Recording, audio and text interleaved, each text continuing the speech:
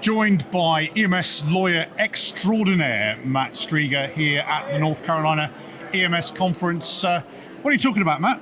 Rob, we're doing actually our Leadership Enhancement and Development program as a track here. It's the first time we've ever run our 16-hour program at a state EMS conference. And to meet the conference's needs, we broke it up in a unique way. We did part of it as a pre-con and part of it as breakout sessions, so people can come to either or all of the different parts as they want to. They can take the whole 16-hour track and get the whole certification when they're done if they want to do that too. And they can still go and see the plenary sessions like Matt's keynote this morning. Yep. It doesn't interfere with that. So we don't have 16 hours to chat. Well, maybe we do, but if you had to break it down into maybe the 4 or 5 key learning points and obviously the 4 or 5 key takeaways that students would benefit from your class. Yeah, we actually have 4 modules, so that works really well. Right. We do just culture, incident investigation piece one day. We do an HR issue spotting, supervising former peers the next. We do a leadership communication, mission, vision, values, conflict resolution, and we do employee engagement, power, and influence. So those are really what the 4 pieces are, and it's all tool-based. The thing that I think is really important about this is that it is as much theory as practical. Yeah. The line I've always heard is, if all you've got is a hammer, everything is a nail, and you just go around and you hit things. We try to give tools. We try to give extra tools and the mindfulness of when to use them in your toolbox.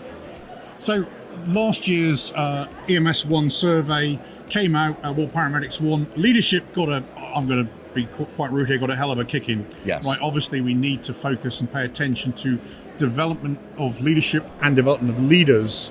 You know, if you had to give your 2 top bits of advice now to emerging leaders, what is it? Invest in yourself. Go to the conferences, professional development, the Stephen Covey line of sharpen the saw. Go to places, learn, take Coursera courses, go get a degree, go and be a discerning consumer at these EMS conferences of the sessions you go to and take those things and develop your personal board of directors.